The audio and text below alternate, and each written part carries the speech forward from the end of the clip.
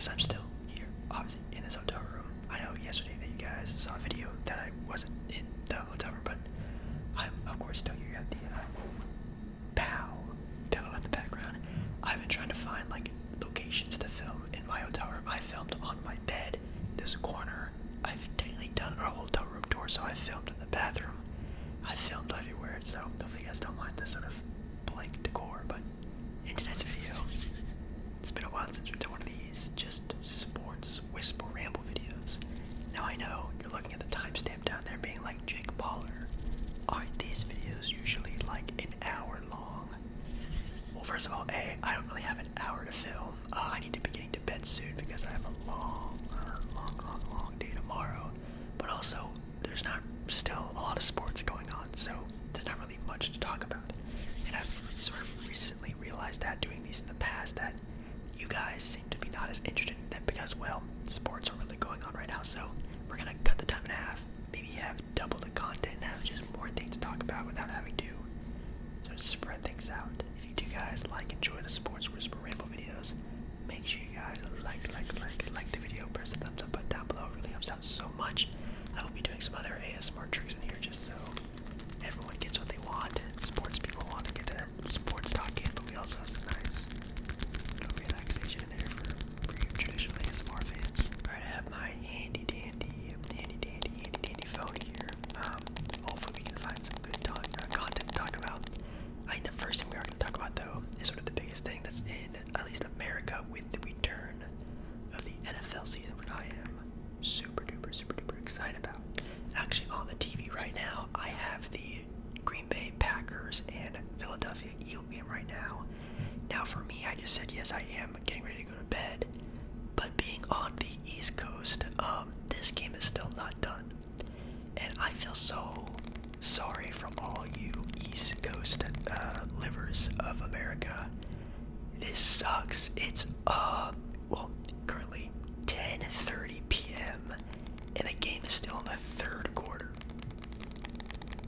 It's 10:30 and the game is still going on. That's insane.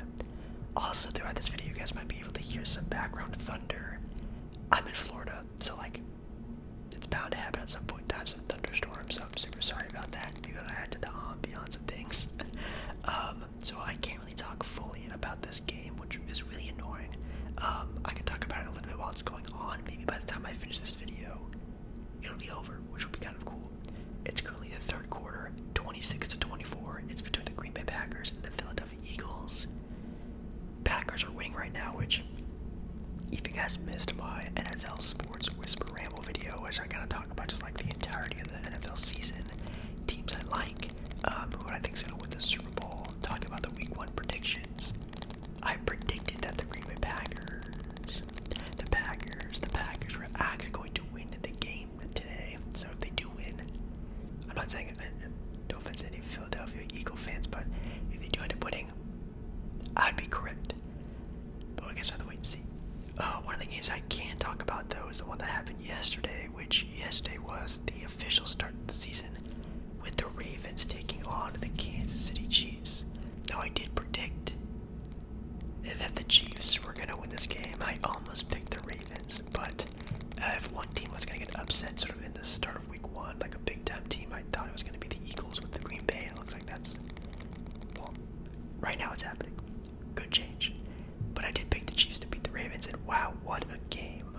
They beat the Ravens, the Chiefs did, 27-20 by like a toenail's length of a victory. Now, if you don't know what I mean by saying that is that it came down to the final catch, and the Ravens player, I'm not sure who it was, again, I'm not a big NFL guy like that much, was just barely outside, out of bounds, a couple inches, apparently, to it being a touchdown in a tie game, sending the game into overtime. And you can have your own opinions on if he was in or out. I know some Raven fans probably wanted a different angle that you could possibly get to every angle you could have seen, but the angles that we saw looks like he was just slightly out of bounds, which does really suck. But man, what a great game. Obviously this being sort of like a newer offense for the Ravens with getting Derrick Henry, I can kind of see why. I don't want to say they would struggle, but definitely taking some time to really see what they need to do to really impact this team a lot. And I think this game was like a perfect example of like, oh, with just the talent that the Ravens have, they can beat anyone. Now, I would love to see this matchup again sometime again in the NFL season. I don't think they play again. Oh my goodness, a lot of thunder on tonight. But I'd love to see this in a playoff series or just something where you could just see these two teams face off again. Maybe it'd be a different story. But the Kansas City Chiefs get it done tonight, or well, not even last night, 2 nights ago. For you, Lamar Jackson had a pretty solid game. Some people said he struggled pretty badly. He had a QB rating of a 90, which isn't too terrible. He did have 1 touchdown. He also had a sack, averaged about 10.5 yards, threw for 41 attempts, but threw and he completed 26 passes. Compared to Patrick Mahomes, only threw the ball 28 times for 20 completions, averaging about 15 yards per. Had a touchdown, interception, got sacked twice. Ouch. But had a QB rating of 101, almost 102. So definitely had a pretty solid game, and this was just like a good all-around Kansas City Chiefs game. Like, this is like the Chiefs that, I'm not gonna lie, looking like they haven't missed a step since winning the Super Bowl last year. I think they are still the team to beat. They are my number 1 team. I think they're gonna win the Super Bowl again this year. And nothing's changed that for me, and until I see that change, I'm not gonna change my answer. So they look really good. Anything else? Yeah, the Packers-Eagle game is going on right now. This game is getting played in Brazil, which is pretty exciting, not gonna lie, with Jordan Love, at least currently in the game, having 22 pass attempts, 10 completions, already has 2 touchdowns, no interceptions. He's a really good quarterback, and he's been really fun to watch. So like that, the next up and coming generation with him and CJ Stroud, it's been really cool to see. Jalen Hurts from the Eagles, 24 attempts, 15 catches on 221 yards is fairly impressive. Does have an interception though, QB rating of 103. Oh yeah, I forgot Saquon Barkley is on the Eagles now. Man, that team, kind of like again the Ravens, on paper looks really good. I'm sure they're still trying to figure out how to really implement everyone to this great, hopefully, one-day offense. And obviously the Eagles are known for their defense, their grittiness, so maybe they'll all just come together. And I think Eagles are definitely one of the top 5 contending teams for the Super Bowl. It's been really exciting to see all that. So anything else later on in the week, on Sunday, of course, we already talked about it in a recent video, so I'm not going to go too into detail about that stuff. Cardinals, Bills, Jaguars, Dolphins. The next game I'm really excited to watch after this Philadelphia Eagles Green Bay Packer game, which again I have it on the TV right now. Of course, one of my favorite teams, the Chargers, are playing the Raiders. Probably gonna see how this young team is getting built, and hopefully it's gonna be in the right direction on the first game of the season this year. But Sunday we have the Rams and the Lions, which again, another one of my favorite teams, the Rams, going up against the Lions, which is always primetime football when you have Matthew Stafford facing his old team, the Lions. And yeah, the Lions are also judged as a top 5 contending team in the NFL, and I think this team, I can either see this going 2 ways. A very, very, very close Lions win, and it's not going to be a good, pretty sight for the Lions, and they're going to get a lot of backlash, or it's going to be an absolute blowout of a victory for the Lions. Like, I can see this game going like, I don't know, like 28-7, like I can see it, or 28-10, like I can see it just being like a blowout victory. The Rams are kind of in the rut right now, obviously losing, Aaron Donald to to retirement. We're going to see how this Ram team does. And later on the week, you have the Jets and the 49ers, which seeing Aaron Rodgers finally play some football is going to be interesting. But the 49ers are the second best team in the NFL. Some people are still picking them to win the Super Bowl this year. We're going to have to wait and see what happens with that. Kind of transitioning to the next sport. And sorry, I'm like leaning over a lot. As you can see, my microphone is down here. I don't really have anywhere to like put my stuff, which is kind of annoying. Every time I film in a different location, I always kind of find it fun to like try to find how I can film, where I can film, and I'm sitting you guys on top of the suitcase right now. I can't sit on top of the table because the microphone would be like covering the screen, so sorry if my microphone's kind of far away. Let's see, let's do some Premier League soccer talk now, and then maybe after that I'll get into some other sports like NBA and college football really quick. So with the Premier League soccer, their season started not super long ago. Most teams in the Premier League have had 3 games, which games can sometimes be like a 10-day gap, so it's been about a month, give or take, of Premier League soccer, and so far it's been kind of interesting. So if you want to take a look at the standings for this Premier League season, Man City is at top of the Premier League. Who would have thought? With three wins, no draws, no losses, just straight up good play on 9 points. And you have Liverpool also tied for first, but they are in second because, of course, they're going to push Man City to be number 1, but they're tied. Liverpool second, 3 wins, no losses, no draws, also on 9 points. So they both have 9 points. Brighton is in third, 2 wins, 1 loss. 1 draw. Whoa. Brighton 2-1, not too shabby. On 7 points, and Arsenal with the same record, 2 wins, 1 draw, 7 points. I know Arsenal is going to be a team that's definitely contended to get that number 1 spot away from Man City, which should be pretty cool. Liverpool also having a pretty good start to their year, which is very nice. Some teams that are really struggling though are Man United, 1 win, 2 losses, which is really bad. Only having 3 points, which is kind of scary. Then you have some teams who have like no wins, like Southampton, Everton, Crystal Palace. Will Crystal Palace get relegated? I guess we'll have to wait and see. But man, that is definitely interesting. Tottenham's in 10th. Not too shabby. If there are any like big time happenings, like news I need to know about, let it be known down below in the comments. As you can tell, it's late and I'm tired. I've been doing so much on my trip. I have brain rot. Not that, the social media brain rot. I have like actual like the worst brain fog right now. So sorry if I keep stumbling over my words. If there's anything I need to know about the upcoming season, definitely let me know down in the comments. For some actually, let's look at some previous matchups. Have any good matchups gone on yet? We're actually talking about Man United. One of the reasons why they did have a pretty major loss and why they're not doing so good is because they kind of had a really rough schedule.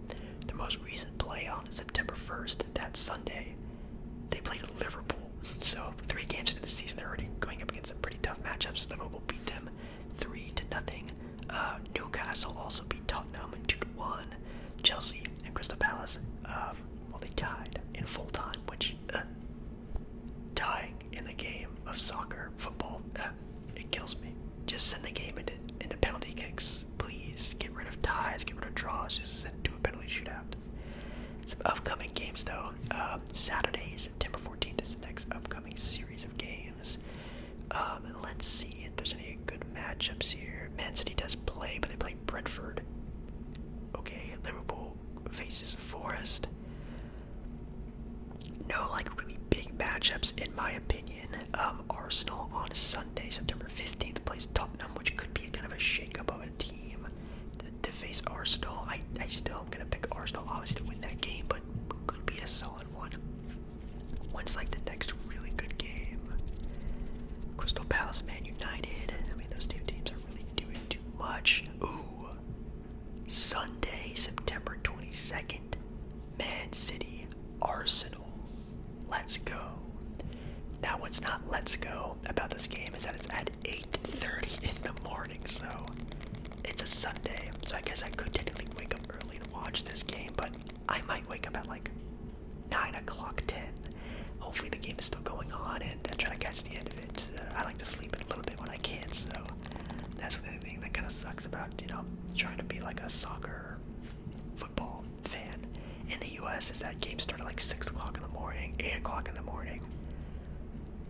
Ugh, but I do it for you guys, and I also just really enjoy the game, so, yeah. Anything else I can talk about the Premier League?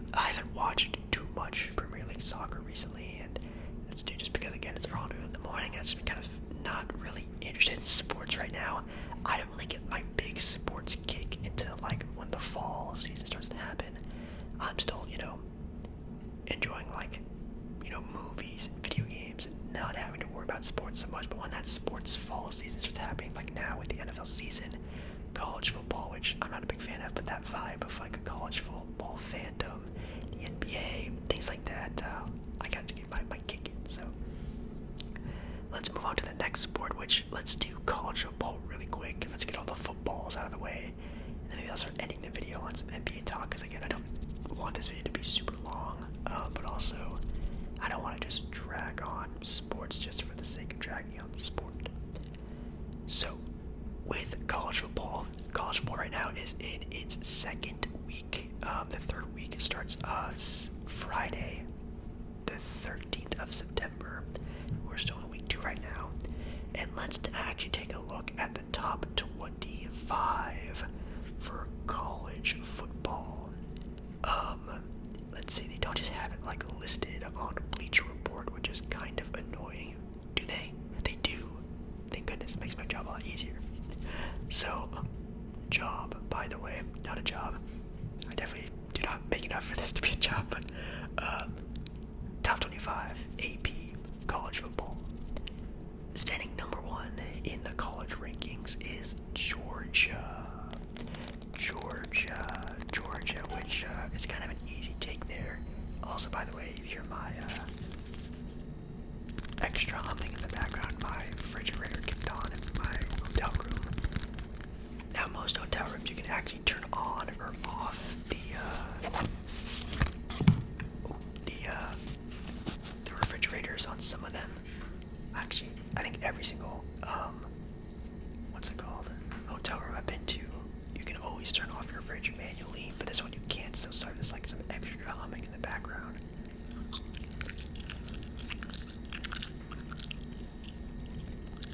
Anyways, Georgia is ranked number 1 in the country, which they're always somewhere in that top 4 range, especially during the start of the college football season. Makes a lot of sense. Ohio State ranked 2nd.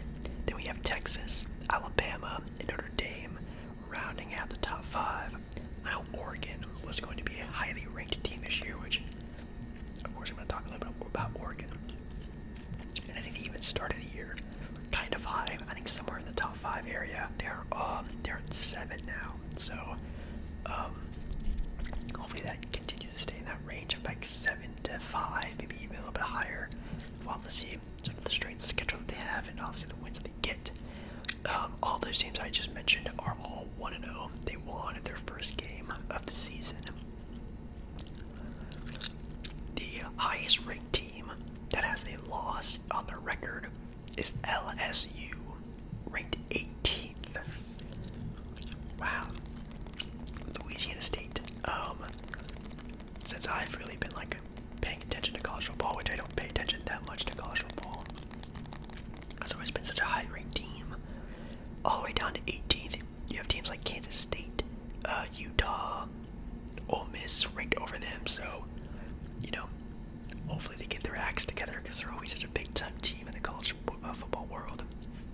My favorite college sports team, even though they're not known for football, I like them a lot for basketball though. The Arizona Wildcats are ranked 20th, which is pretty high for Arizona. Maybe they can keep their up in the ranks. Really cool. Some upcoming games for the college football season. Is there any big time ones, like big matchups that are about to happen?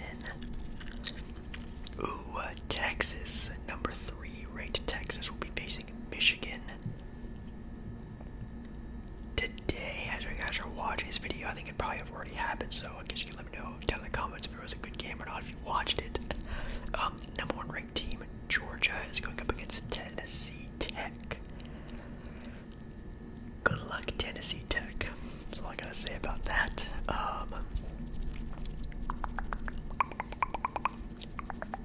Number 14th ranked Tennessee will be facing 24th ranked NC State.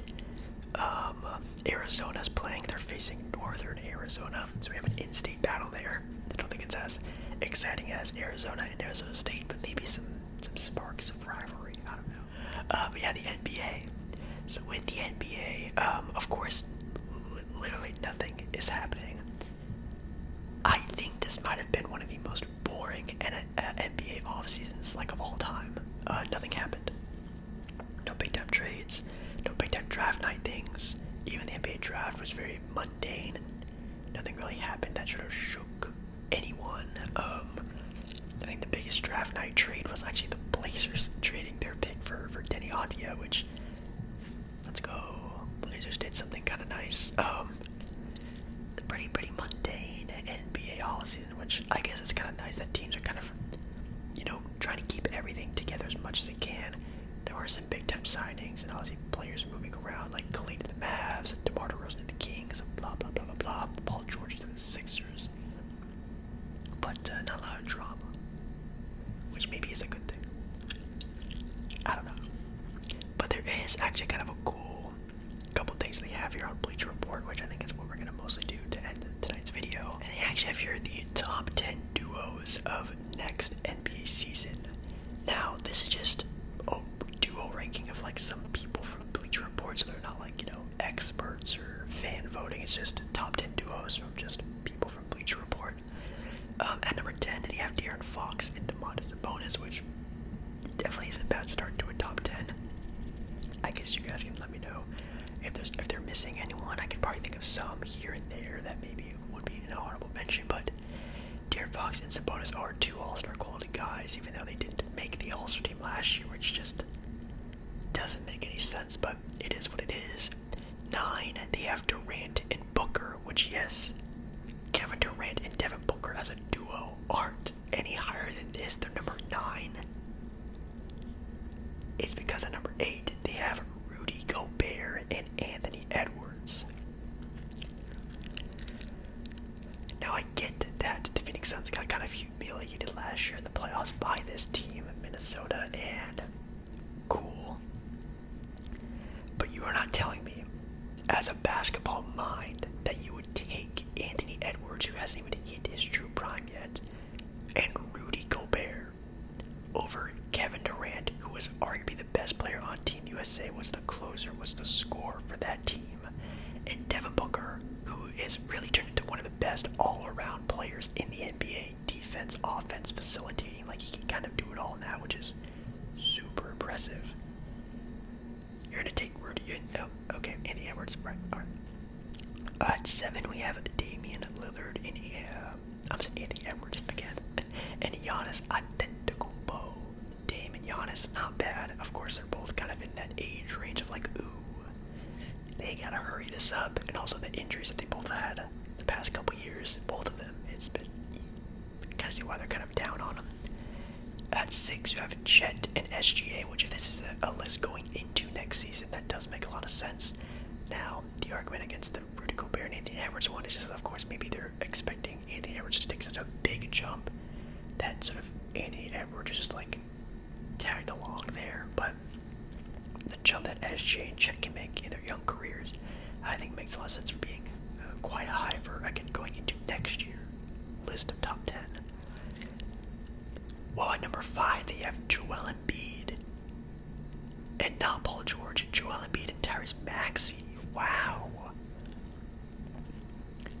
I don't like that at all. I love Tyrese Maxey, but I think if we're thinking fully healthy, which you always have to think fully healthy in these kind of listings, Paul George, like, for sure, right?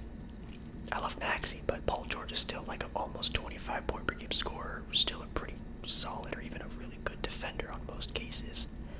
It's just his health issues, which maybe they're taking his health into that consideration, which if they are, I understand. And Joel Embiid is Joel Embiid, arguably the best player in the NBA when fully healthy. At 4, you have Luka Doncic and Kyrie Irving. Luka, arguably the best player. Kyrie, still a star in today's day and age, and a team that was just in the NBA Finals. And then at number 3, which even though my king, man, my glorious king, LeBron, I love him. But they have LeBron and Anthony Davis as a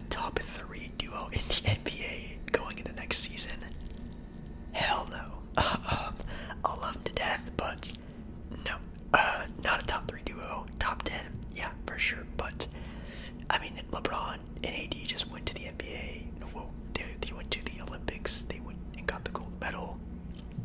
In my opinion, their job is done for this year.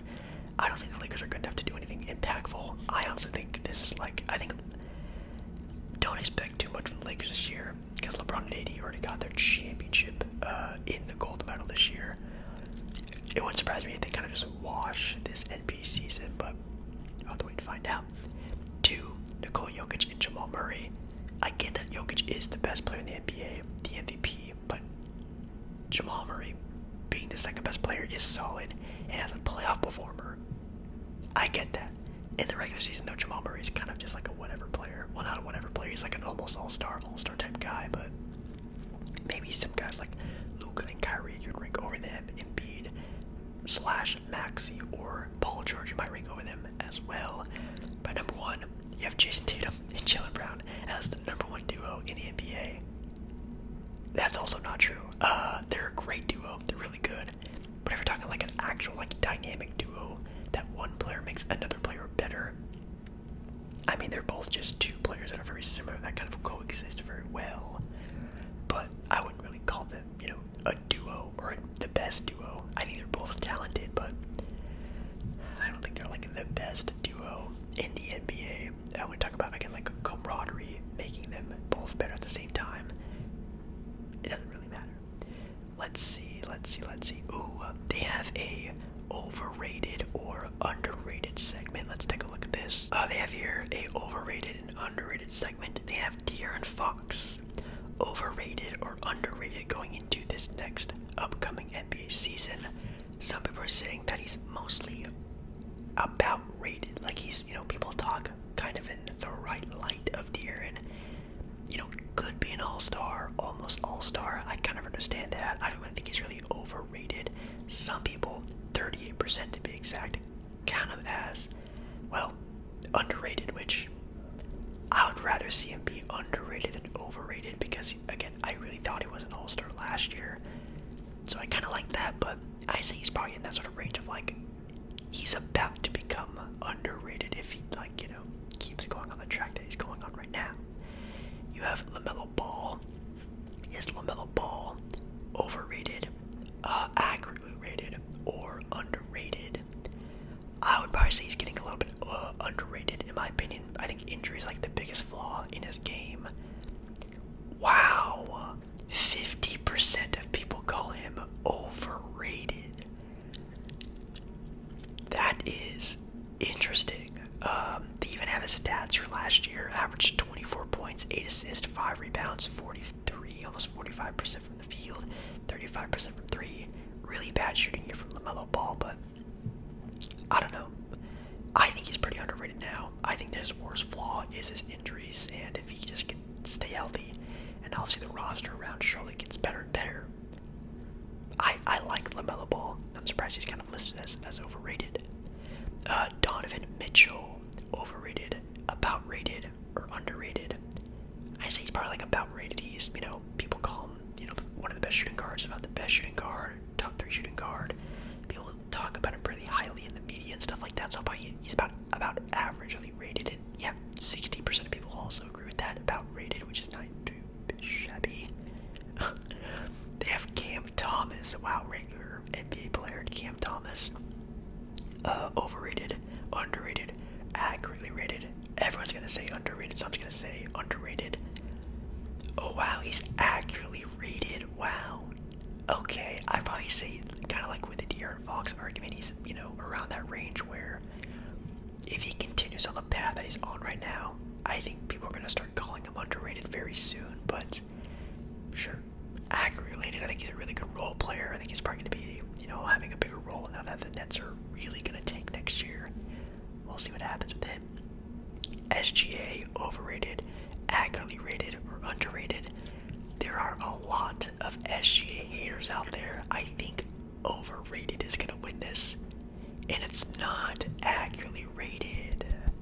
Good job, NBA fans. Good job. I also think he's accurately rated. I think he's arguably one of the best guards in the NBA. I think he's going to be in the MVP conversation because of how good his team is and how good he is. That's always a good gel right there. Yeah, accurately rated is great. Chet Holmgren, overrated, accurately rated, underrated, probably also accurately rated, which makes a lot of sense. Wow, I thought these were just going to be absolutely unhinged, but good job, NBA Bleacher Report fandom. You guys are doing a great job at keeping things a bit, normal, I would say. Anyways, guys, that's going to be it for the sports talk today. Not really too much going on in the NBA where I can really talk actual sports content. It's just whatever they had on there for the Bleacher Report. Articles, I don't know. That was really fun, though, but thank you guys. Thank you guys so very much for, I guess, listening to this whisper ramble. It's not an hour, but somewhere close to that. Hopefully you're nice and relaxed and had just a nice time talking some sports. I love ya. Love ya. I really hope you guys have a really good rest of the day or night, or whenever you're watching this video. And I'll see you again in the next AS